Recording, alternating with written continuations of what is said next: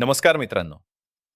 या व्हिडिओमध्ये आपण ऐकणार आहोत स्वामींचे गुरुचरित्र अध्याय 3. शेवटपर्यंत नक्की ऐका. नमस्कार मित्रांनो. आज आपण पाहणार आहोत श्री स्वामी समर्थ गुरुचरित्र अध्याय 3. या अध्यायात श्री स्वामी समर्थांच्या दिव्य शक्तींचं आणि त्यांच्या भक्तांवरील कृपेचं वर्णन केलेलं आहे. अध्यायाची सुरुवात भक्तांच्या अनुभवांनी होते. स्वामी समर्थ हे फक्त एक साधू नसून ते परमेश्वराचे अवतार आहेत हे त्यांच्या कृतीतून दिसून येतं.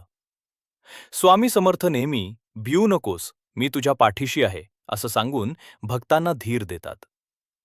या अध्यायात एक महत्त्वाची गोष्ट शिकायला मिळते. ती म्हणजे खऱ्या श्रद्धेने आणि विश्वासाने स्वामींची भक्ती केली तर ते प्रत्येक संकटातून आपल्याला बाहेर काढतात. अनेक वेळा भक्त संकटात सापडतात, पण जेव्हा ते स्वामींचं नाव घेतात तेव्हा स्वामी त्यांची मदत करतात. हे आपल्याला सांगतं की स्वामी समर्थ हे सदैव आपल्या भक्तांच्या सोबत असतात. या अध्यायात गुरुचे महत्त्वही सांगितले आहे. गुरु म्हणजे फक्त शिक्षक नाही, तर जो आपल्याला अज्ञानातून ज्ञानाकडे नेतो तो खरा गुरु. स्वामी समर्थ हे असेच गुरु आहेत जे आपल्या भक्तांना योग्य मार्ग दाखवतात. तसेच या अध्यायातून आपल्याला हेही समजतं की जीवनात कितीही अडचणी आल्या तरी आपण संयम आणि श्रद्धा ठेवली पाहिजे, कारण स्वामी समर्थ आपल्या भक्तांची कधीच साथ सोडत नाहीत.